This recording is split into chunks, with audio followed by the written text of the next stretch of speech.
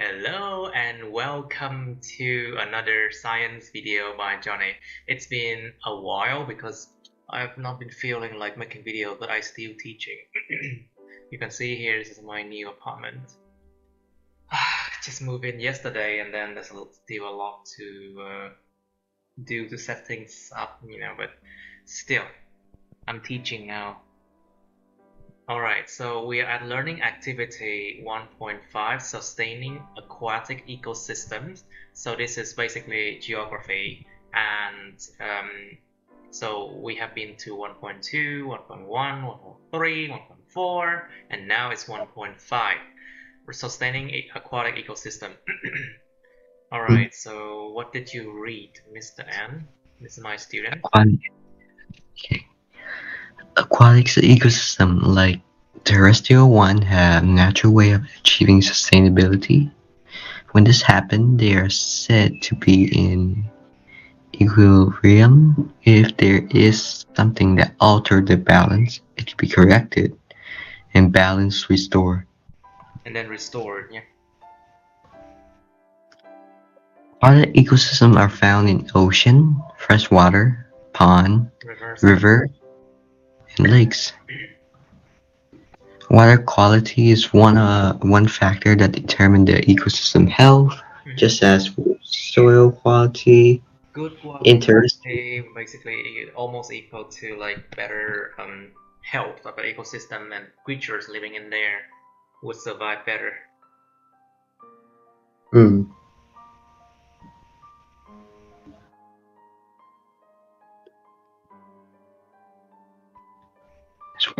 Water quality is one factor that determines the ecosystem health, just as with soil quality in terrestrial ecosystem. Water quality can be divided in abiotic and biotic component. As you will see, abiotic component including temperature, dissolve oxygen, acidity, and nutrients, etc. So abiotic, non-living things that are not alive in that ecosystem, including like temperature, like how cold, how hot things are. Wind, dissolved oxygen means like how much oxygen is dissolved in that water. You know the water has oxygen in there, right? It's a very small amount, right? But it's very small. It's good enough for the fish to live in there and breathe that oxygen. I mean, very tiny that human will not survive with that tiny amount of oxygen, but fish will. They live very happily inside like lakes and sea, because that amount of dissolved oxygen is excellent for them.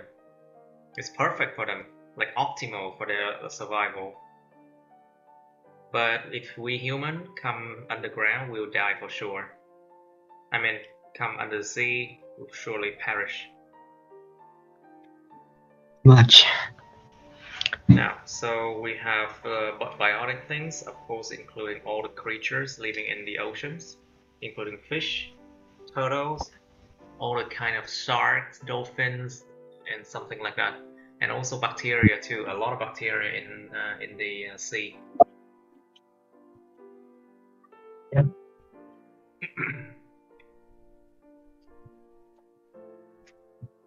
What do we have here? Biotic components include producers. I mean, you remember what producer is, no? Yes, producer like give food to the consumer, and it's like food to the consumer,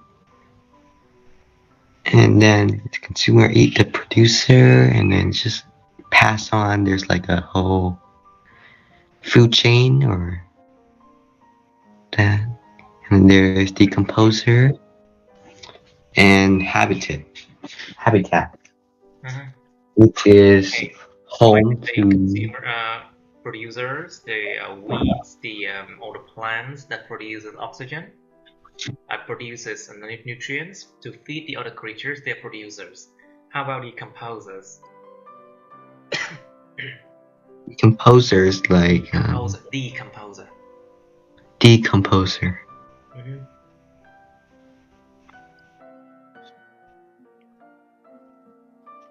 They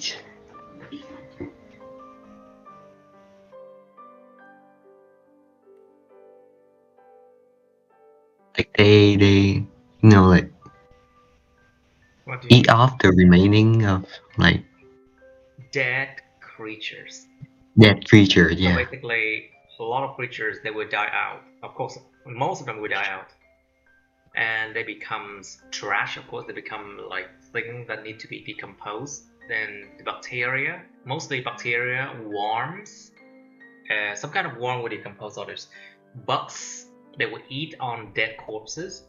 They are decomposers. Why do they do Decompose. that? Do you know why they have to decompose creatures? Dead creatures?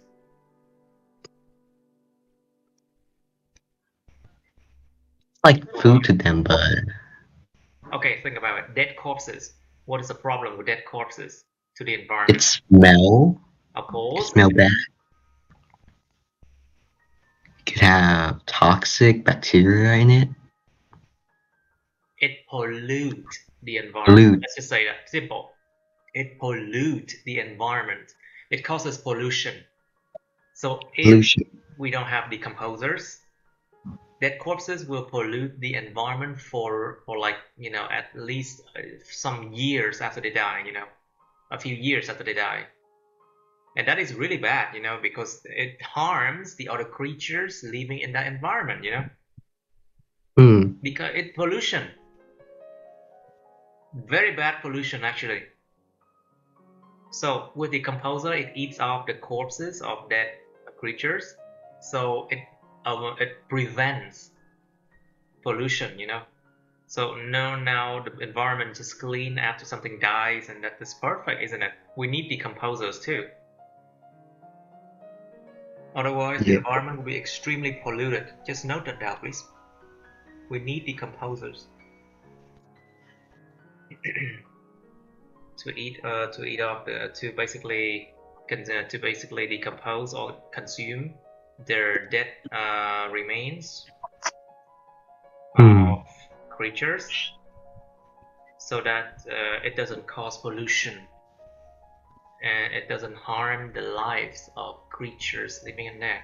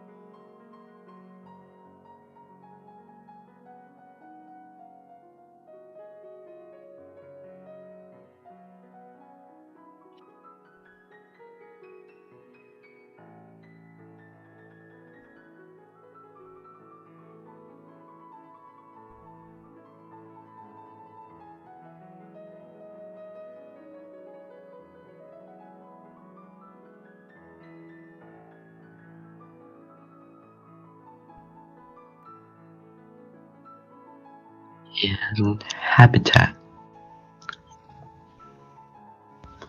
Since we'll be doing the case study of the Great Lakes, let's first take a look at their abiotic component in greater detail.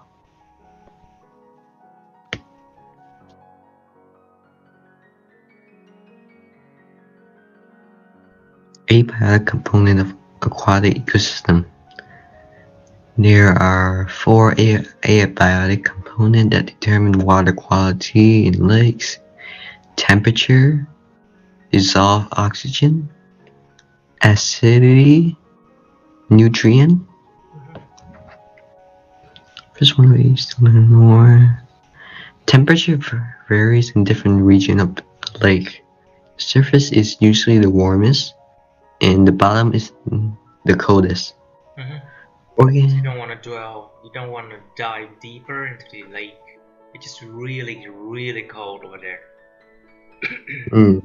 And the top of the lake, of course, it's exposed to sunlight, so it's much less cold.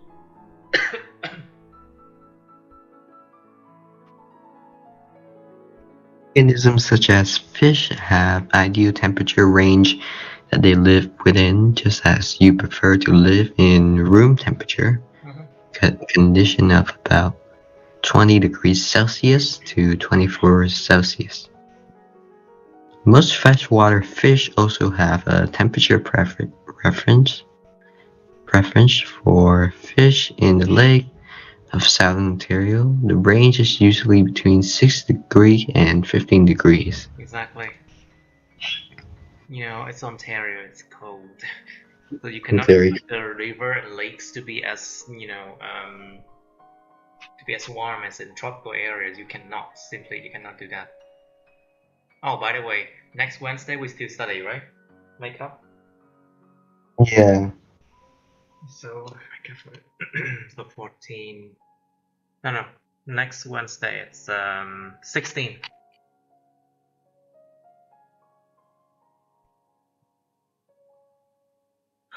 So Valentine is Monday, huh? That means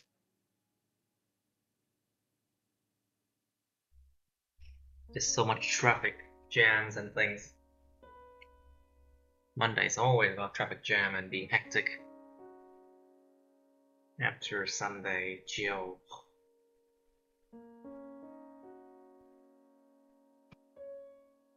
Aquatic organism would choose to live in parts of a lake that best meet their temperature requirements. For many They would fish, choose, of course, they would choose the temperature that best fit their living environments. So it depends on each creature. Some creature they live best like at about say 20 or something, 25 something degrees Celsius. But a lot of creature they live like below 20 degrees Celsius, like 6 to 15. It depends, okay? Not all creatures, fish or in the lakes, they live at the same temperature range. They don't. Each have a different requirement.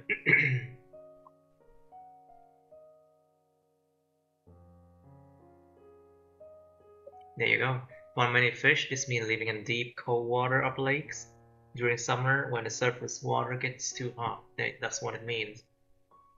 As climate change warms up the earth, it warms up the water in lakes. Of course, climate change, of course, we talk about global warming, and it warms up the earth. Of course, the lake will get warmed up as well. Yeah. So, what does it happen? What if the water temperature increases? Where will the fish go? What do you think? Most likely,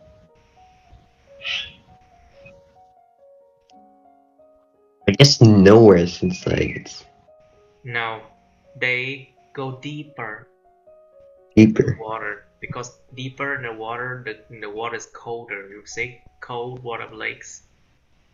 Mm. They go deeper. They just go deeper into the lake. If there's nowhere else to go, they will have to migrate to other places where the water temperature is colder, right? Yeah, So what migrating. happens? What does it mean when they migrate? Can It's like people there harvest the fish?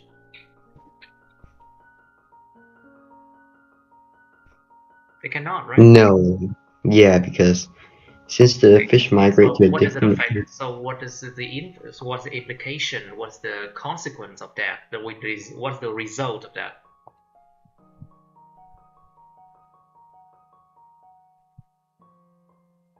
The result of not being able to catch those fish.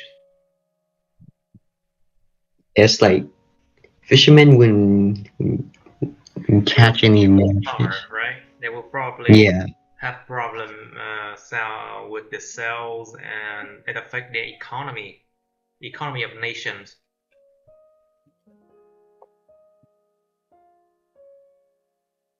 Imagine a country like Vietnam, uh, Thailand, the Philippines. Of course, they depended on like fishing as a source, as an economy, as a source of economy. Now, if the water becomes warmer, the fish they try to migrate somewhere colder. Those fishermen they will suffer financially, isn't it? They cannot catch that many fish anymore, isn't it? Yeah. So it affects the economy of a country. Okay, let's continue. Dissolve oxygen something. Dissolve oxygen. Aquatic plant and animal can't breathe oxygen from the air like we do. They need oxygen to dissolve in water in order for it to be in unstable form. However, as aquatic animals take in the oxygen from the water through their gills, the oxygen level in the surrounding water will slowly decline. Fortunately, oxygen is constantly being added into the water from the air at the lake's surface. The amount of oxygen that dissolves in the lake from the air depends on the water temperature. As the temperature of the water increases, the concentration of dissolved oxygen decreases. Of course, because when the water temperature increases, it causes the oxygen dissolved in the water to just basically escape from the water, isn't it? Yeah. Because they increase the movements of molecules. When you increase temperature, you increase the movement of molecules. So of course it moves out. It moves out of the water. I mean, the oxygen dissolved in the water. They move out. They just basically there's a reduction. So basically there is a reduction in the dissolved oxygen in the water. So how does it affect the creatures? Think about it.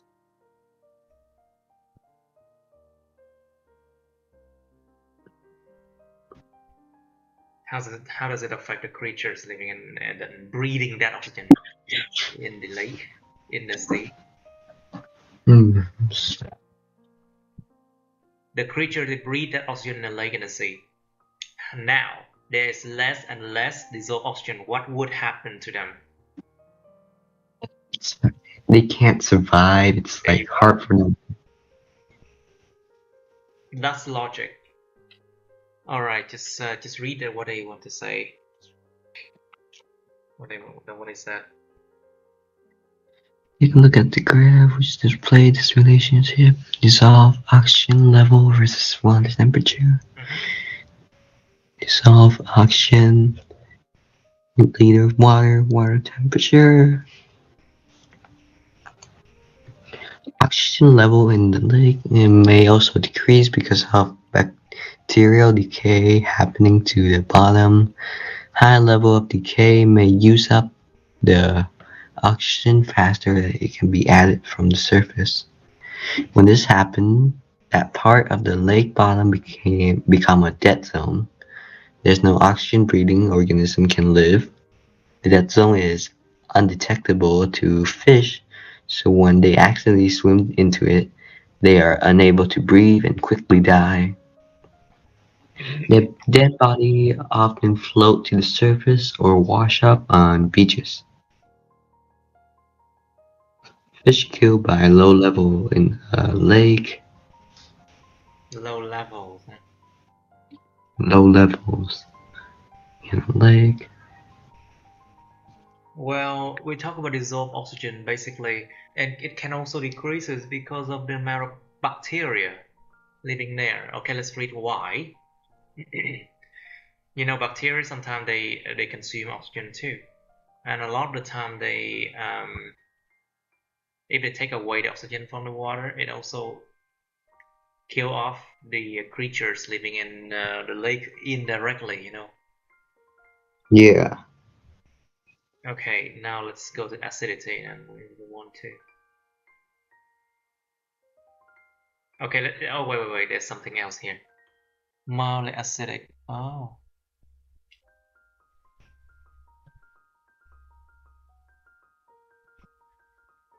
Pure water. What's the pH of pure water? pH, right? pH Um, scale. Never mind that. Let's just say that, okay, sour stuff, sour things, they are acidic, okay? Lemon, vinegar, sour thing, Oh, they are acidic. And acid tastes sharp and can sting, of course. It's just by the taste you can feel that it stings. Pure yeah. water, when you drink it, basically it is nothing, no taste, not acidic. Yep. It is neutral. So basically, it's not acidic. It's not basic. So it's not too sour. It's not too like the other way. You will learn later. But it's It's like somewhere neutral. in the middle. Yeah.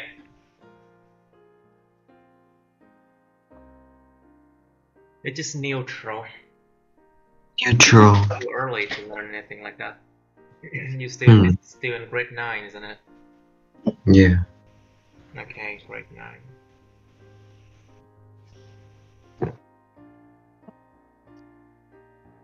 No, water is not acidic. It's neutral. However, water in lake can become mildly acidic because of chemical reaction in the atmosphere. When fossil fuel are burned, these chemicals mix with water in the atmosphere and fall as acid rain. Lake can also become acidic when the chemical from lime waste flow into them. The acidity of lake water determines how it reacts chemically with other elements, especially toxic metals such as mercury. When acid levels in the lake are extremely high, chemical reaction will cause the water to turn brown. The high acidity of water can be fatal to many organisms.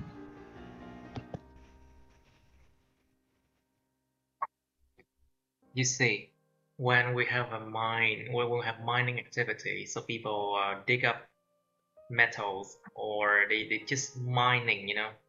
You know what mining is? Yeah. They dig up the ground, they dig up the soil, and they dig up things, and then they mine for gold, they mine for metals, and of course, during that process, it produces a lot of pollution, it pollutes the water, so it can cause the acidity level to increase by pollution from the mine waste. And of course, water turned brown, the bottom is lifeless, nothing could live there. Fatal to many organisms, deadly mean fatal. Fatal, deadly. Same thing.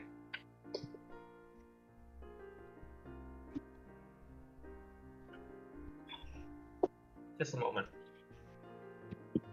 Okay, so Nutrient. nutrients. Can you read that? Yeah. Aquatic ecosystem require nutrients just as terrestrial one do. Aquatic plant, especially agile, is Algae, algae. agile. Al, al is al. Al, Algae. algae. Algae. You can say algae. Algae. Algae. Algae, algae. Okay, Algae. algae, and single cell phytoplankton. Plankton Phytoplankton. just basically worms, sea worms, like small Seaworm. little sea worms. They are very small one, small little sea Mhm. worms. They can be like only one cell, yeah. Small little sea worms.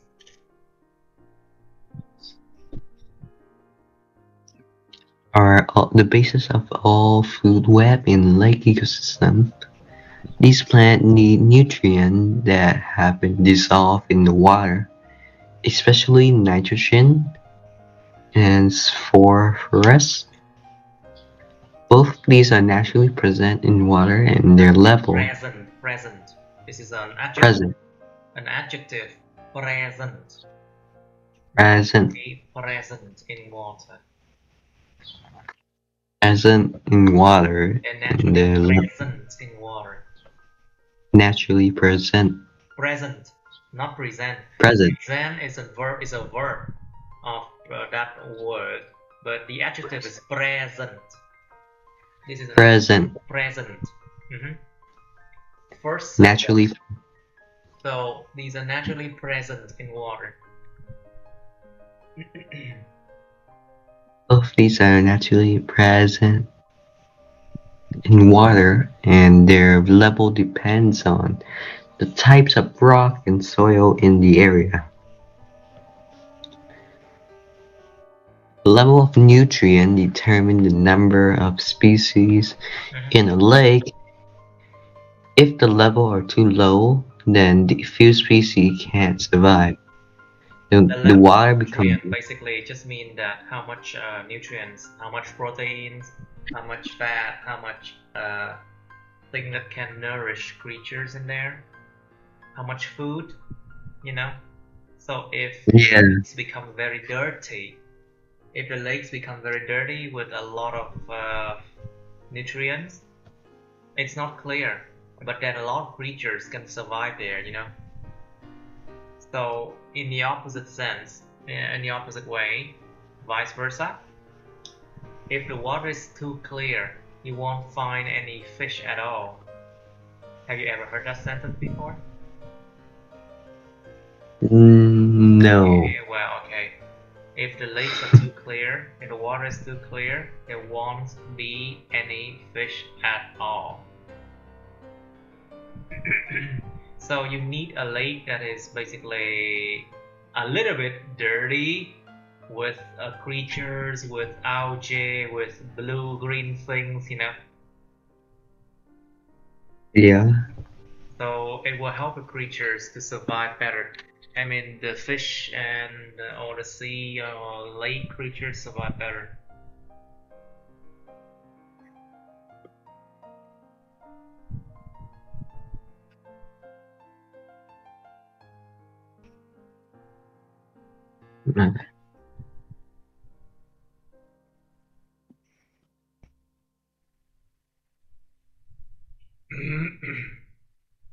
The water become very clear because there are not a lot of agel or Algae, phyto agel algae, algae, algae algae, algae or phytoplankton, phytoplankton algae, or phytoplankton. algae.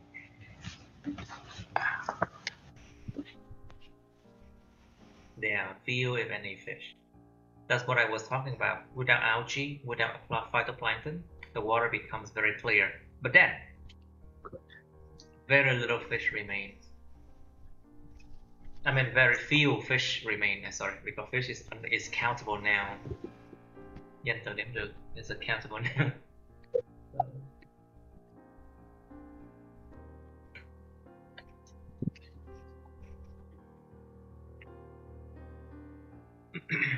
Continue now. This is coming late. In northern Ontario, if the level are too high, however, then too many algae and phytoplankton grow and the water turns bright green. Like overgrowth. Overgrow, yeah. It looked like it kind of looked like moss on water. Look like moss on water. Because algae is basically green things. They look very similar to moss, but they actually different creatures. Of course, they're different creatures, algae and moss. But when you touch them, similar. Well, it's like one grows on water and one grows on land. Actually, when you touch them, they're very like soft, like carpets.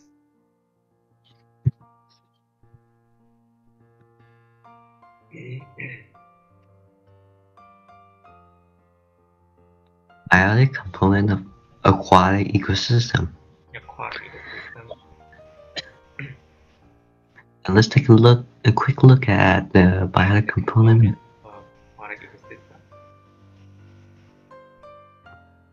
Like terrestrial ecosystem, healthy and and functioning aquatic ecosystems are based on food web. Multiple levels. All aquatic food webs start with producer that convert the sun energy into sugar. The main producer are algae, and phytoplankton. These are eaten by tiny zooplankton, such as water fleas and mussel. Oh, we have water fleas. You know, fleas from dogs, right? Dogs and cats, they Yeah. have fleas, which is absolutely disgusting. And they suck the blood of these poor creatures, fleas. In the water, you have something called water fleas as well. They basically they parasite. They are parasite. They suck the blood. They suck the nutrients from fish as well. It's absolutely disgusting. Have you seen one before? Or is like water fleas?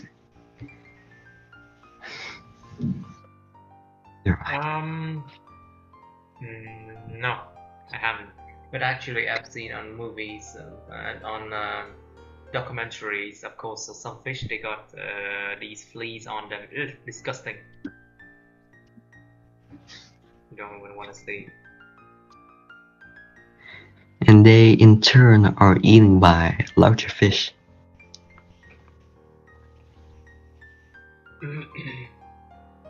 Small fish eat plankton and mussel, and they in turn are eaten by larger fish. So, producer, algae, and phytoplankton get eaten by mussel, and then getting eaten by zooplankton, and then some small fish. Then the top of the food chain is like big fish. The simple food web or food chain for a typical lake in Ontario is a 4 level made up of 1 producer and 3 level of consumer. Great Lakes formed at the end of the last ice age, which was about 10,000 years ago. 10,000 years ago. Of course, there are so many ice age throughout the history of the Earth, you know. So ice age, and then it melt down, and then ice age again. There's so many ice age like that, ice ages like that. In the Earth history, I think at least 6 of them. 6. So the last ice age, which is about 10,000 years ago. That's long. That's a very long time. Of course, long time ago, when the huge ice sheets which covered the continent melted, there's a large amount of water left behind. So when, of course, ice melt, the water will be left behind, of course.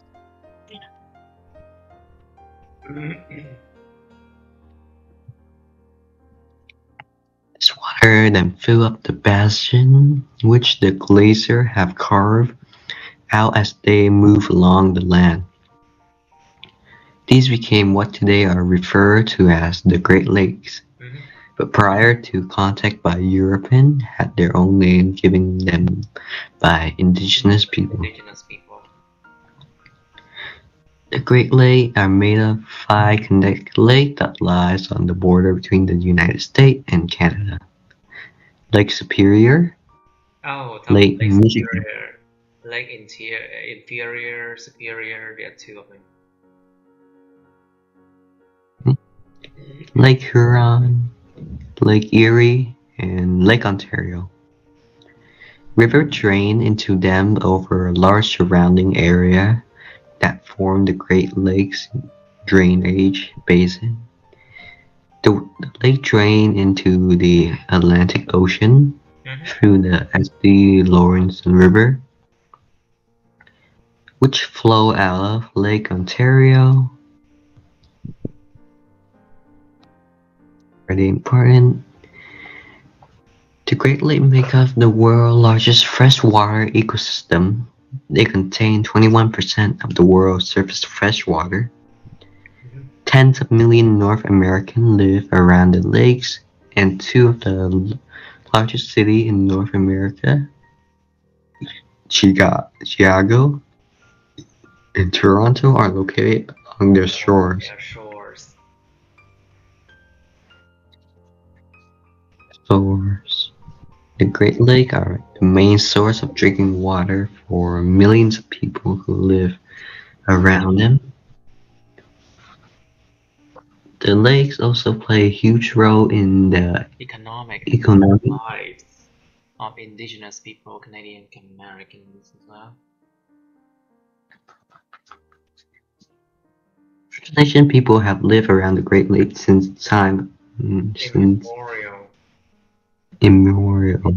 Time immemorial, I think it means like since ever since we started to record history, or since Just the like one camera or since like the oldest event ever recorded, I think, or ever remembered by humans.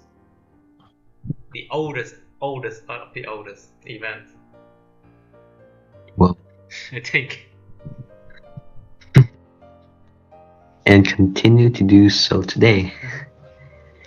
The lakes are very important to indigenous community, culturally and spiritually.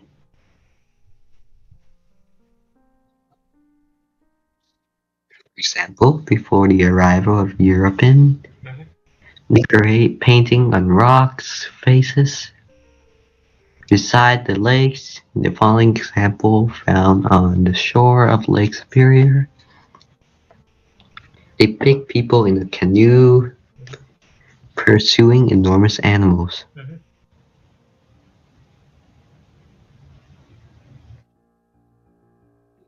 Rock painting by Tennessee people Anicia, along Anishina Abe, Anicia Bay. along the shore of Lake Superior. I don't Cayman know, painting. back then they have to have so many weird names.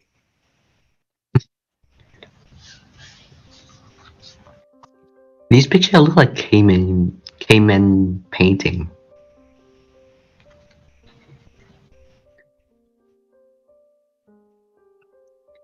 Economic importance.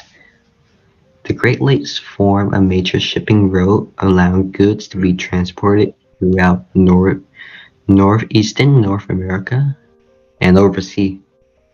Historically, they were used by indigenous people to trade and transport goods to and from communities, and later were vital to the Hudson Bay Company during heights of the fur trade. Mhm.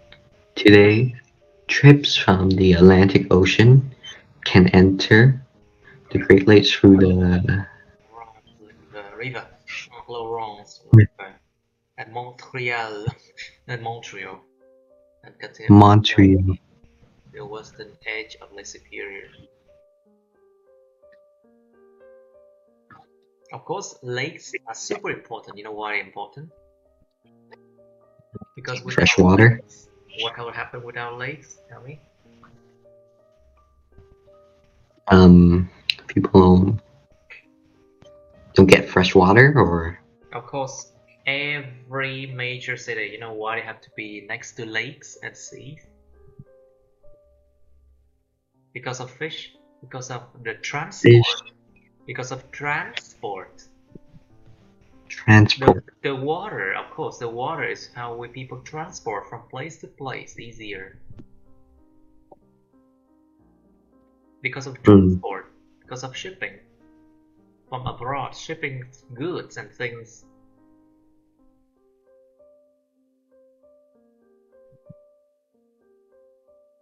Mm.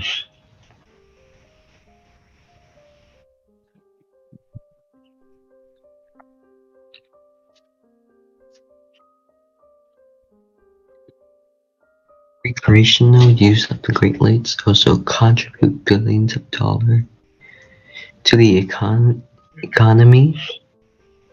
Boating is especially popular and is big businesses for many communities. Many residents and tourists appreciate the natural beauty and wildlife of the Great Lakes. Fishing and beach activity are popular summer activities. Of course, lakes provide water for Yeah. activities of humans. Everything that you need with water. We need water so much of everything. Like, think about it. For cities in the mountains, the water price is actually very high, and then the water doesn't come out much from the faucet. But cities next to seas and lakes, there's so much water coming out of the faucet or the toilet or the tap, right? So water flows Yeah. very easily, and then all the activities of human requires water. So that's why most large cities have to be built by the lakes or by the sea.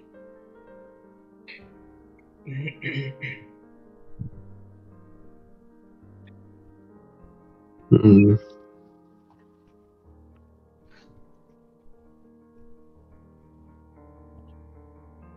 Ecological importance. The Great Lake Basin contains many kinds of ecosystem and much of North America, but biodiversity, for example, the marsh along the shore of the lakes are particularly important for sustaining, as well as breeding ground for rare birds, fish, and other wildlife. Rare birds. Rare birds, Why did you such as mention rare birds? Oh yeah, because some rare birds, they don't just breed everywhere. They have to be very choosy. They are very choosy. You cannot just give birds everywhere. Of course, they are rare birds.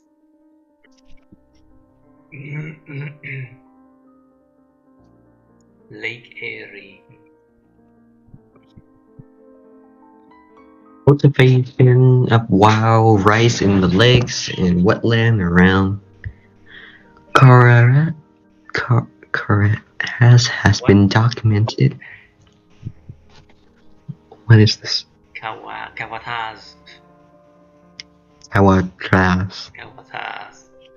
The Kawatras. 10,000 years remains a staple food for Anishina Abe people.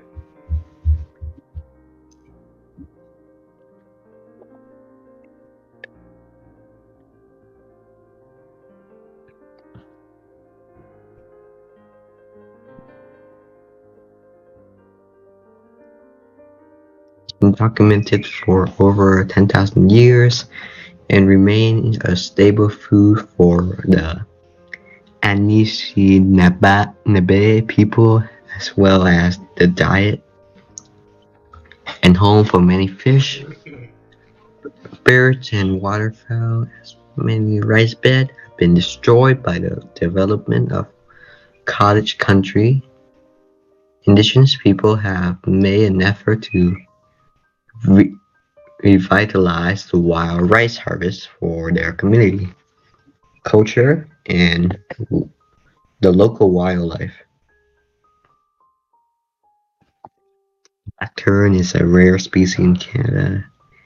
It nests in marshes in Lake Erie.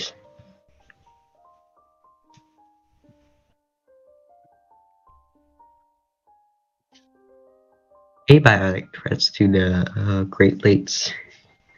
The aquatic ecosystem of the Great Lakes are under threat from many abiotic factors, mostly related to human activities around their shores.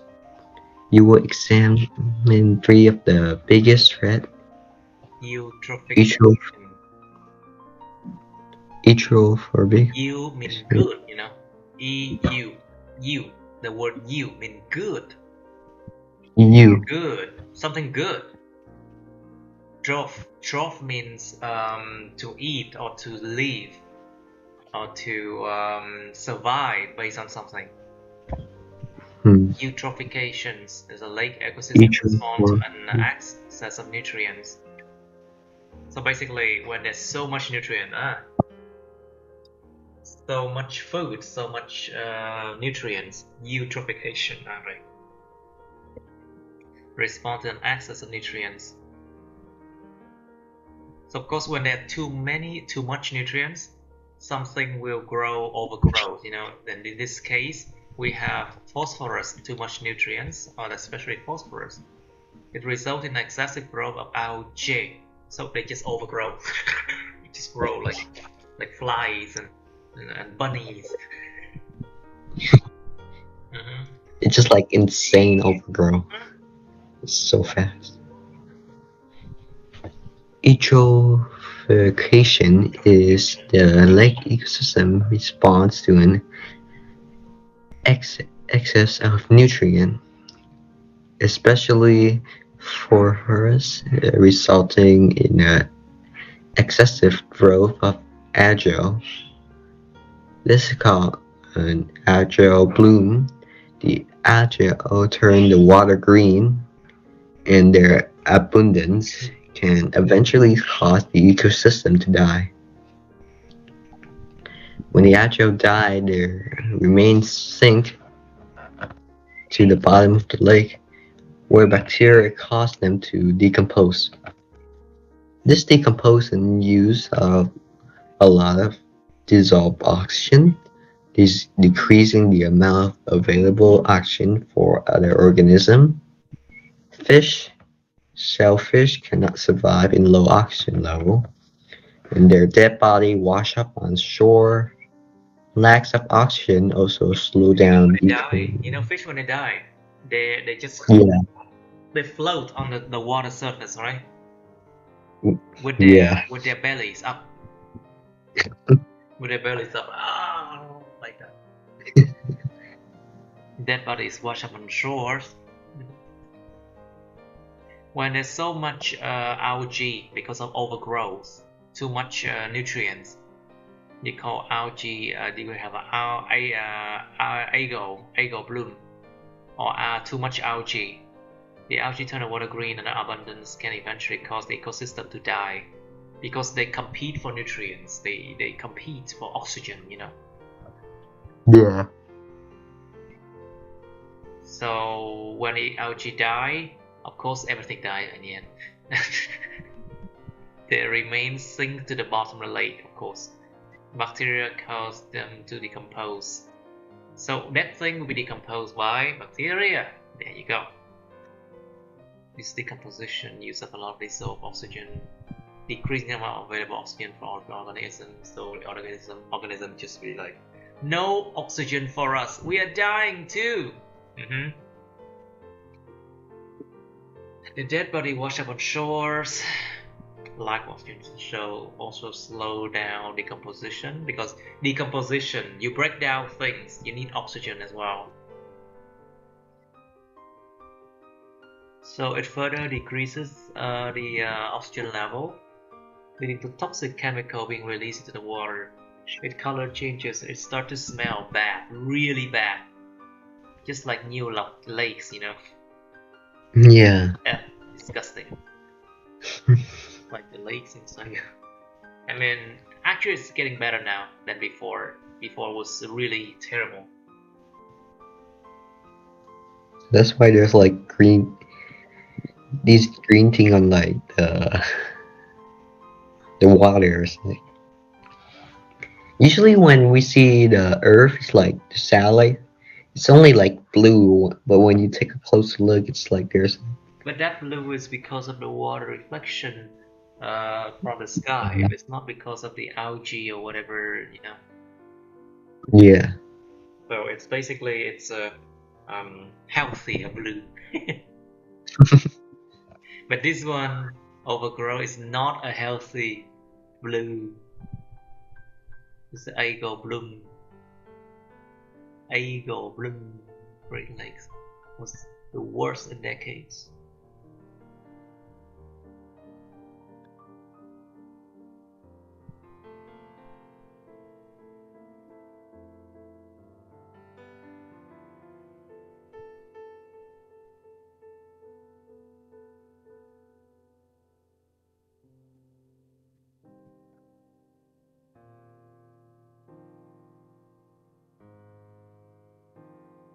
The eutrophic condition can also interfere with the treatment of drinking water, making it unsafe to drink.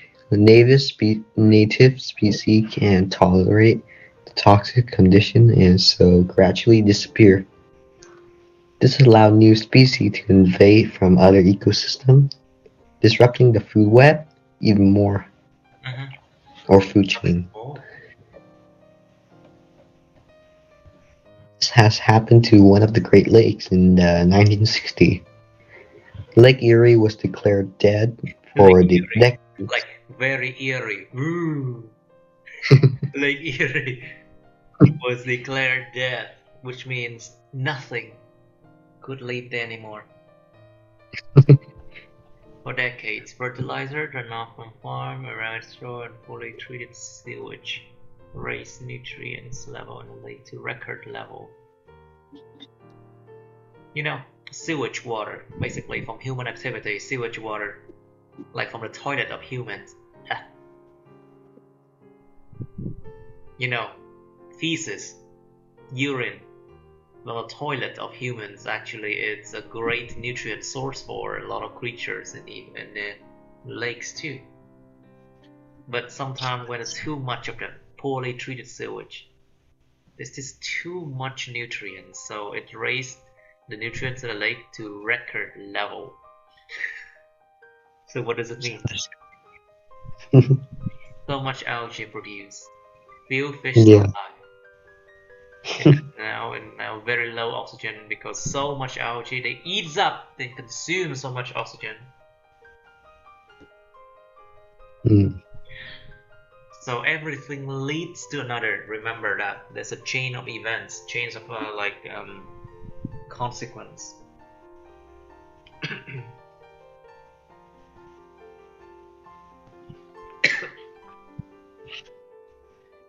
So much algae was produced that few fish survived in low oxygen condition. It cost billions of dollars to fix the problem and clean up the lake. Farm had to adopt better way to control runoff into rivers and urban areas. Had to invest in better sewage treatment facility, manufacture of detergent and other clean products were required to lower the phosphorus level in their products.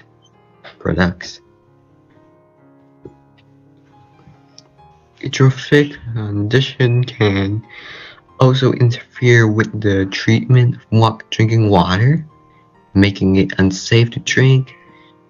Native species can't tolerate the toxic condition and so gradually disappear. This allowed new species to invade from other ecosystems, disrupting the food web even more. This happened to one of the Great Lakes in the 1960s. Lake Erie was Erie, declared dead for decades. because it's now Erie. Harmful. Erie. Spooky name for a lake. Fertilizer runoff from farm and around shore and poorly treated sewage fish raise nutrient level and lake to record levels. So much H2O was produced that few fish survived low investment. Farm had to adopt better ways to control runoff into river and urban area. Had to invest in better sewage treatment facility, manufacture of and other cleaning products were required to lower phosphorus level in their product. Can I take a break? Yeah, sure. Yeah. Okay, you said something about mercury pollution. What was it? Yeah. It's like when coal is burned, it releases mercury into the atmosphere. Oh, toxic pollution to the lakes by big industries. You know, heavy Yeah. industries, they uses a lot of toxic chemicals to deal with the metals and things like that. So Mm. to produce cars, to produce like weaponries, to produce what else? Motorcycles, to produce airplanes, to produce what's it called? Household appliances. Sometimes we have to use a lot of the time we have to use toxic chemicals, including heavy metals like mercury, lead, you know. Lead. So where does it go? They just sometimes they end up in the lakes, you know, and then they cause heavy metal poisoning. Okay, just read, continue, please. Yeah. Mercury remained toxic for a long time, and so it built up in the food web. Large fish tend to accumulate high level of mercury in their bodies. High level of mercury are toxic to humans, causing serious birth defect and nerve damage. As a result, government posts warning about the danger of consuming certain kind of fish from polluted parts of the Great Lakes.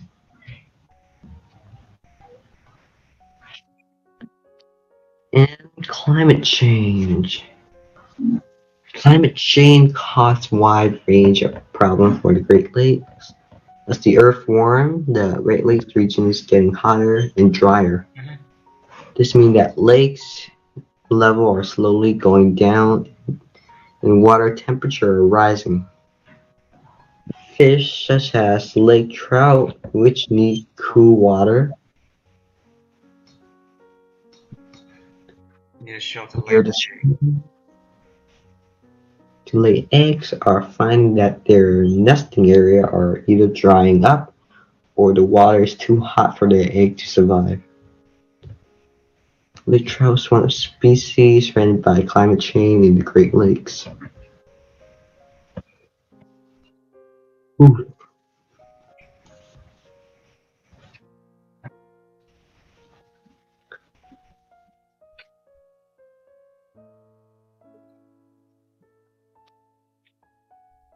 Biotic threat to the Great Lakes. Ecosystem in the Great Lake face a number of biotic threats as well. The two biotic threats I'm most concerned in the Great Lakes today are habitat loss and invasive species. Loss and invasive species. I think you should write it down. For Great Lakes, what biotic threats? So what happens?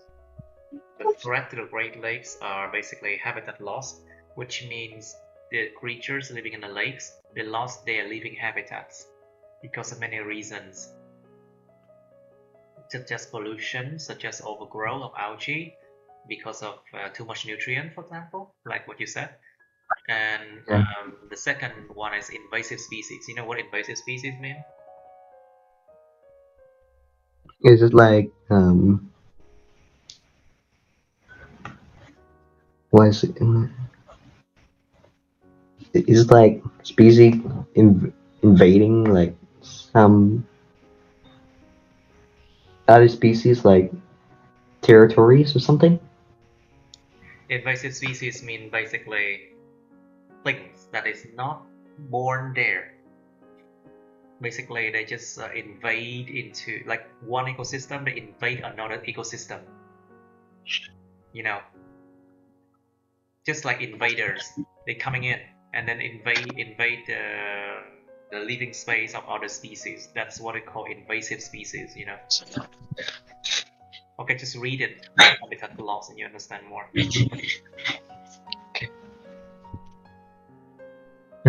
Species need undisturbed habitat in which to live and breed. In the Great Lakes, the most critical habitat for aquatic organisms tend to be near the shore. This is where many species feed, breed, and raise their young. Unfortunately, the shoreline areas are the habitat most under threat of loss due to pollution and development. Breaking the habitat up into isolated pieces, a process called habitat fragmentation, is a threat. Many species need a continuous large area to live in. They travel throughout this area looking for food, nest site, or places to hide from predators. Mhm.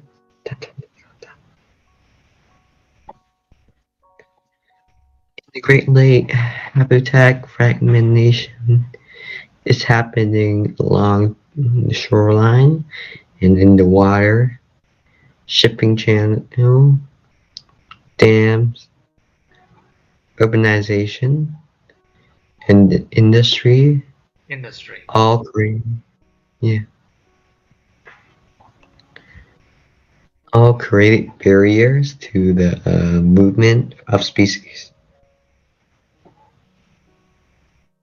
For example, many species of fish live in the lakes but breed in the rivers that flow into them. Most rivers that flow into the Great Lakes have dams on them or have heavily developed river mouth. This human activity blocks the fish from migrating upstream to breed.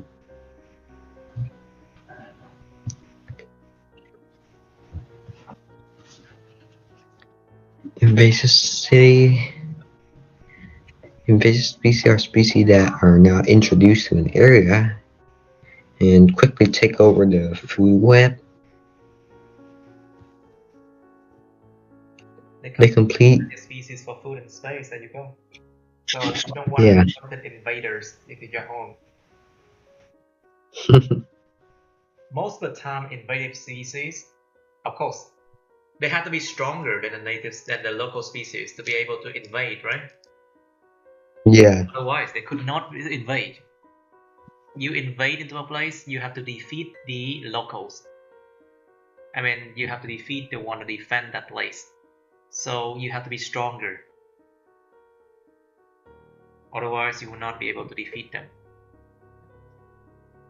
Kick them out of the place.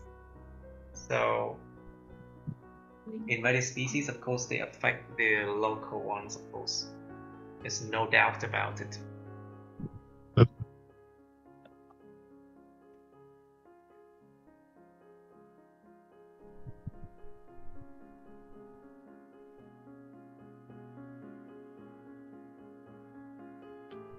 invasive species are species that are introduced to an area and quickly take over the food web. They compete with the native species for food and space and can drive the native species to extinction. Since invasive species are so few in the ecosystem, they tend to have no natural predator or parasite to control the number. As a result, they can reproduce exponentially and quickly take over the habitat.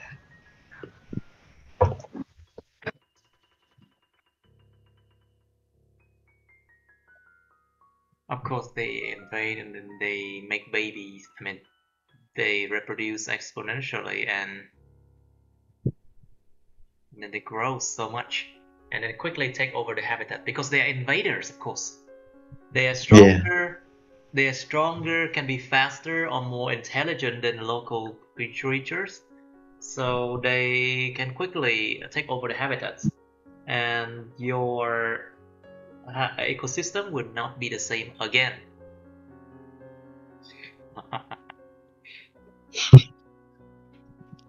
today most enter the Great Lake ecosystem in ship traveling from Europe or Asia. Mhm.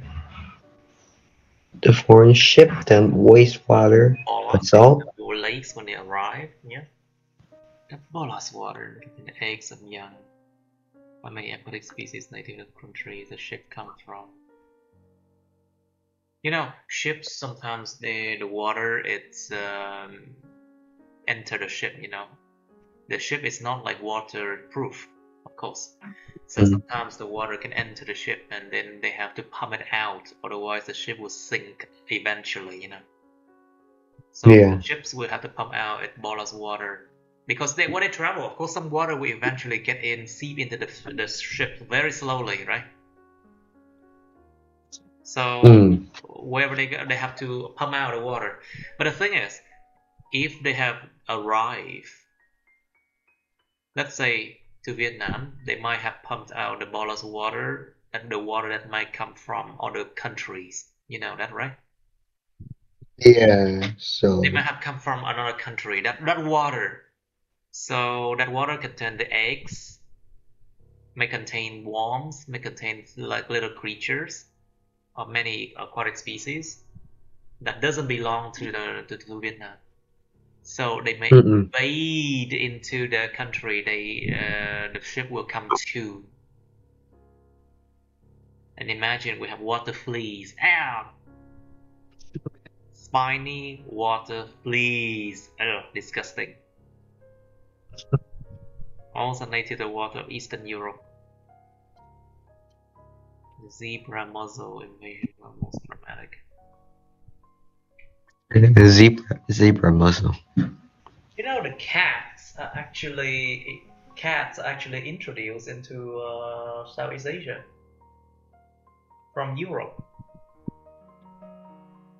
Cats are actually introduced to a lot of countries through ships, and they quickly take over because cats are very good predator. Cat, foxes, dogs, Yep. they are predators that are basically introduced into a new land. Talking about invasion, humans is the worst invaders. Think about what happened to the Aborigines and for First Nations. Oh my god, I'm being so sarcastic now. I'm being so brutally honest now. If you think about species, animals, human doesn't behave any different from them in that sense. We invade.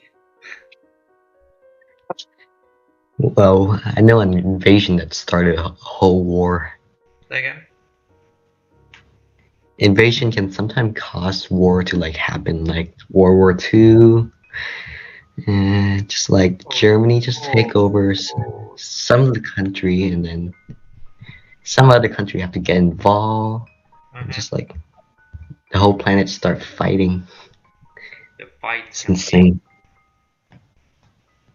Lasted about like Mm-hmm. years.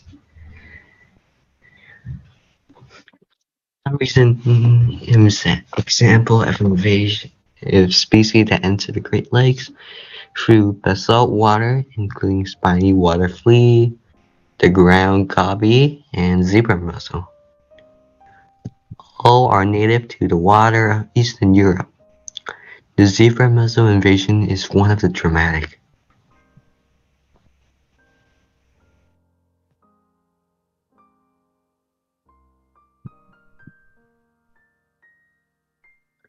Zebra mussel.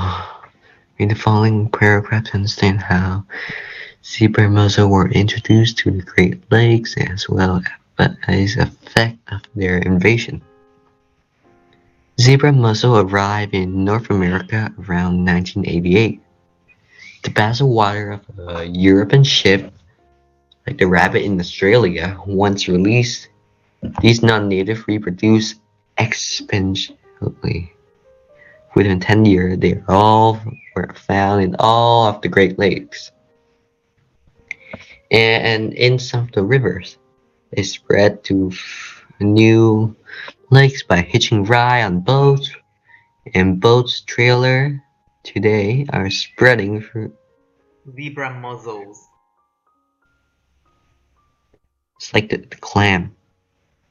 No, mussel are clams. Basically, mussel, oyster, clams, they're seafood. Mussels.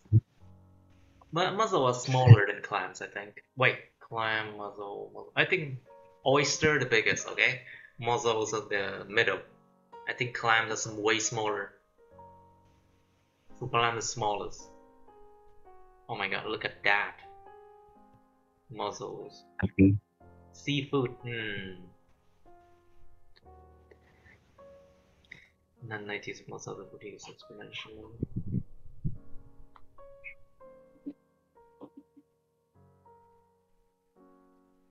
Within 10 years, they are found in the water Great Lakes. They spread to new lakes by hitching rides on boats and boats trailer. Today, they are spreading westward through lakes and river across North America. Zebra mussel, like other mussel, become attached to stable surface, including boys, dogs, plants, native clams, turtle, and even to each other. Zebra mussel clog up water intake pipes and wash up on beaches during storm. They cost millions of dollars in damage Of and course, they cost require millions of dollars extensive. in damage and require extensive and regular cleans up because people don't want their boats to be surrounded by these creatures, And Yeah, boat propeller, which means like the thing that helps the boat to swing and go around, propeller, the fan, the thing that helps the boat to just rotate and then go, the yeah, propeller, it needs to be clean, otherwise it cannot operate. And cleaning costs money. yeah. Or So just replace it. they are invasive. If your boat you don't clean it regularly, sea creatures gonna just stick to it, just like layers after layers, Disgusting. Is there a way to kill it? Just like, Well, even though if they die, they still cling on to material, so you still have to, you know, um, clean them up anyway. yeah. It's no easy way.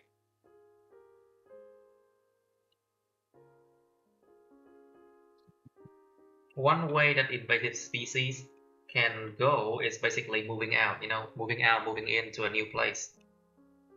Imagine They if might. you are traveling, if you are a student, if you are going abroad and you bring some creatures from Vietnam to Canada, for example, you might be bringing invasive species from Vietnam to Canada too. Imagine if fleas or bugs, even though you might not know they exist in your package or your suitcase, they might come with you. And when you arrive in Canada, for example, the moment you put your luggage and you open your luggage out, these creatures can jump into your room and then they invade the room or something like that. You might not even know, because they are so very small Mm, and they can quickly, because you might invite friends over, they may quickly jump into the clothes of the other people and then they spread around.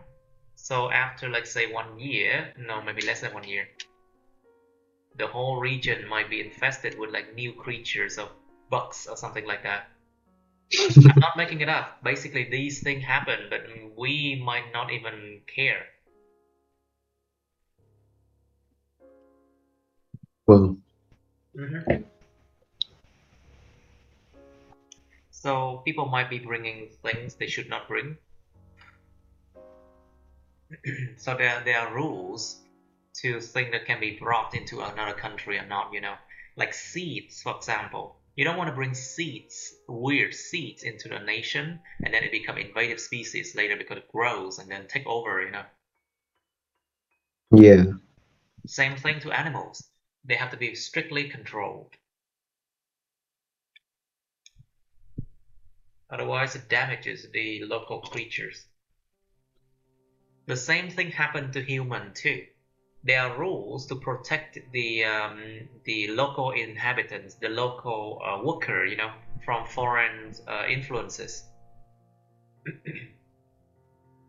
from having to compete with like expats.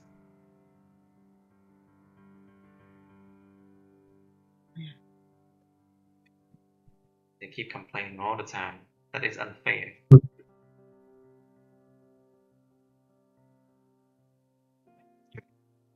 Zebra mussel clog up water intake pipes and wash up on beaches during storm.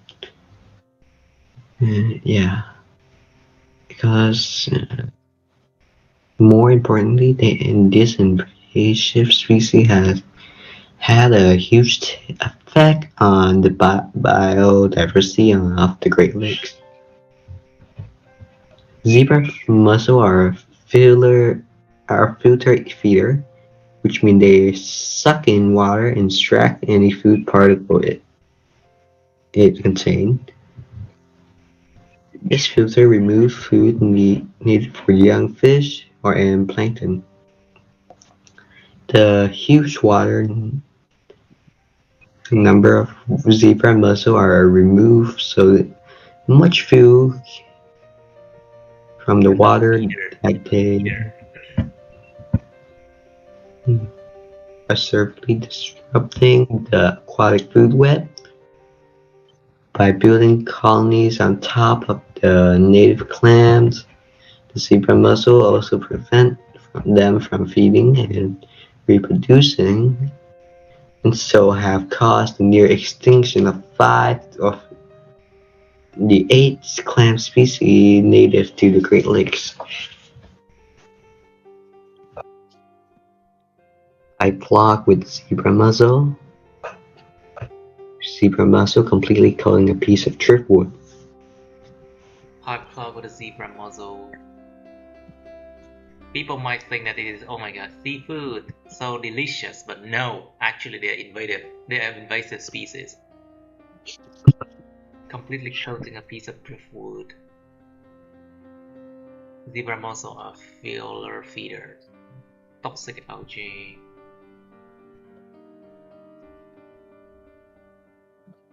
We talked about toxic algae that basically infested the Erie Lake Erie before.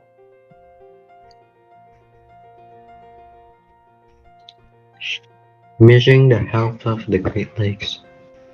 How do you measure the health of an ecosystem as complex as the Great Lake? There are 1,000 kilometers of shoreline, hundreds of rivers and streams that feed into the lakes, and thousands of species interacting in complex food web. Any of these might be threatened by human activity, ranging from climate change to development to pollution. For example, the following diagram illustrates some of the way that pollution can enter the Great Lakes.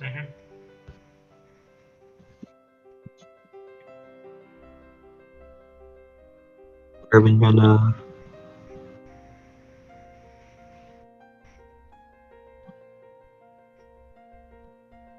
Let's see now, what do we have? Atmospheric deposition. Industrial outflow. Basically, dust from the industries, from the factories, they can just fall down to the river or fall down to the lakes itself. Atmospheric deposition means like, I think things just fall down naturally, and the atmosphere, which is the air we breathe, will eventually just fall down to the lake, like eventually. Agricultural runoff, which means like, on the left side, agricultural runoff means like if you water your plants, you water your crops, eventually that water will run to the river and lakes.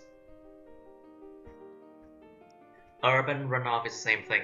Human activities, toilet, cleaning the dishes, washing dishes, go to toilets. Eventually those things will end up in the lakes. It's called urban runoff. That's one way. What else? Of course, the creature in the lakes, they have to give out waste product too, because they are creature. They live, of course, right? Every living thing will eventually produce waste. Yeah. and then food chain, sediments. I cannot even see what it say. Something, sediment something. Down there, bottom, sediment something. Sediment respiration. I have no idea what it is. What? Resuspension. Can you just zoom up?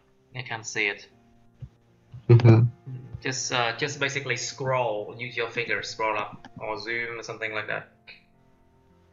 Resuspension. Yeah. Suspend means like things are not exactly dissolved in water, but they just float around, like, floating. So basically sediment, by sediments, they are just basically the soil at the bottom of the lake. They eventually will mix up with the water again, and then they falls down. That's called sediment resuspension.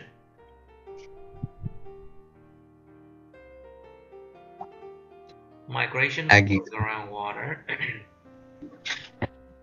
Of course, groundwater, sometimes water underground, sometimes fish or other creatures can migrate through that way as well. Groundwater is not just groundwater, there's something else too, of course. So many things can enter a lake. Many things can enter a lake. Many ways that can pollute the whole thing. Okay, that's good enough, I think. Migration through groundwater.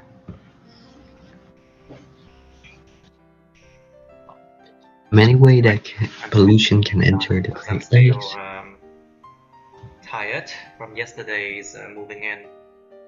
Yeah. Packing on Monday. Yesterday we were moving in, then I spent many hours cleaning up and then washing dishes and things like that.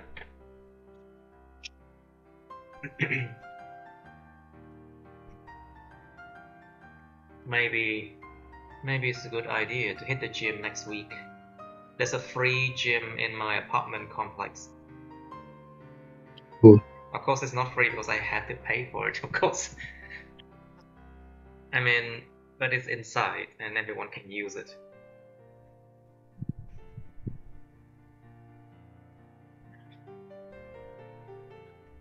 Okay, I have to ask for your progress for the 3 books. Where are you now? Remember, you have to do vocab, basic vocabs, and grammar at the same time.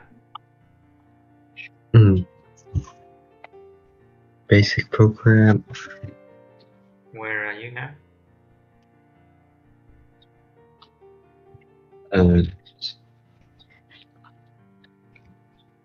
It's somewhere. What do you mean somewhere?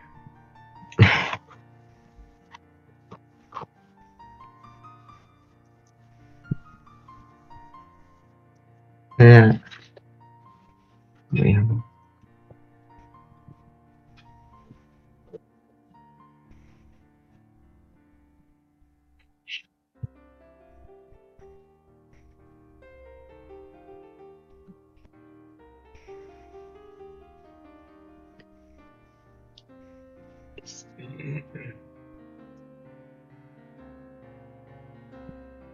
Okay, let's continue measuring the health of Great Lakes. As you can see, but you need to relearn these things, okay? After I'm done, after I'm gone. Yeah. Measuring the health of Great Lakes. Okay, how do you measure how healthy a lake is? How do you judge if the environment is worth living or not? There are ways to indicate that. We have biological indicator and we have water quality indicator. Let's read it now. One of the easiest way to monitor the health of an ecosystem is to monitor the health and population status of species that are particularly vulnerable to environment stress. Almost any species can be chosen. The choice depends on what environmental problem you are testing for. If the species you're choosing is doing well, the rest of the ecosystem is probably also doing As an example, biologists are concerned about acid level in many rivers and lakes. Some species are much more sensitive to change in acid level than others. Those that are most sensitive are called indicator species. Two such species that are snail and clam. Their air cannot develop even under mild acid condition. If the health of snail and clam start decline rapidly, then biologists know that the ecosystem is under acid stress. This bar graph shows the sensitivity to acid level of a variety of species common in the Great Lakes ecosystem.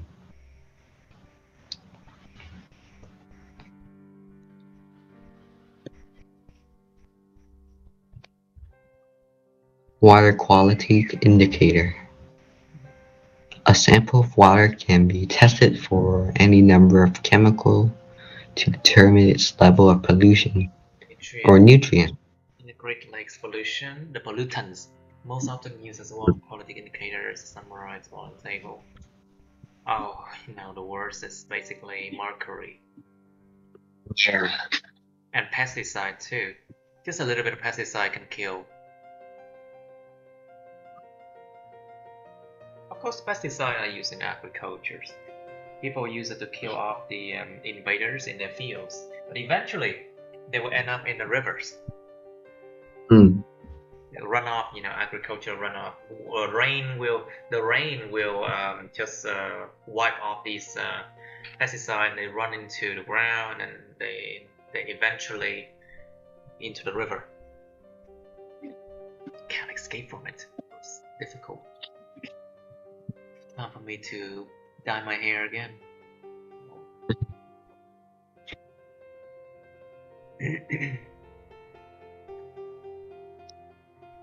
The water quality testing.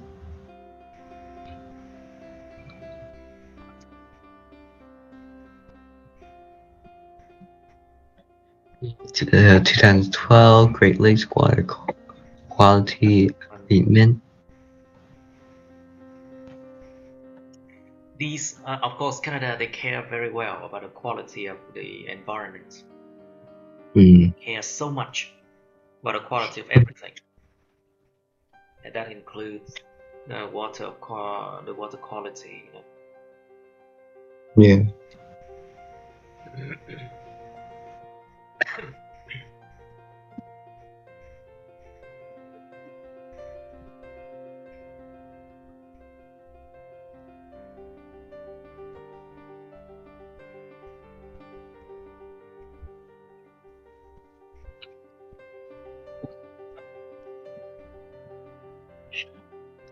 Consolidation, making one change. In this learning activity, you learn that aquatic ecosystems have abiotic and biotic factors that determine their sustainability, just as terrestrial ecosystems do. You focus on takes an example. A complex aquatic ecosystem. So how their aquatic biodiversity is affected by human activity, such as pollution, development. Climate change. You learn how to determine the health of an aquatic ecosystem by testing the water, conducted an experiment to monitor pollution level. Press your result in a bar graph. Okay. Pause and think. Take notes. Transferable skills. Yeah, I did that. This thing is not that easy. Reflect on this unit, which means how can you summarize this unit? One example, what you could include in your notes. You can write down your thoughts in jot notes. Later you will expand upon them and use them as a reference in the culminating activity at the end of the course. Your notes is important, You should really learn these things and then note down points. Points. Take note taking. Note taking is a very important skill to learn. You will need it.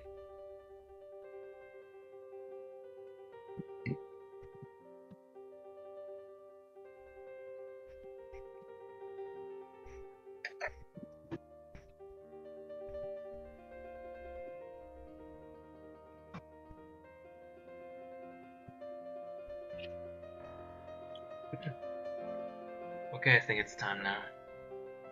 Yeah. Okay, I'll see you tomorrow then. See you. Tomorrow's Thursday. We'll continue doing this one. Okay, that's the end of my videos. Please like, share this video with your friends, subscribe to my YouTube channel, and press on the bell button next to the subscribe button so you can get notified about my new uploads, okay? You can also press follow my Facebook, but please don't add me on Facebook as friends, okay? Cảm ơn các bạn đã theo dõi nha. Các bạn hãy nhấn vào like, chia sẻ video này bạn bè các bạn. Nhấn vào nút đăng ký kênh YouTube mình và nút cái chuông kế bên cạnh để đăng ký kênh á, để mà các bạn có thể được thông báo về những video mới nha. Các bạn cũng có thể nhấn vào nút theo dõi Facebook mình, nhưng nhớ đừng kết bạn Facebook mình nha. Thank you and see you. Bye.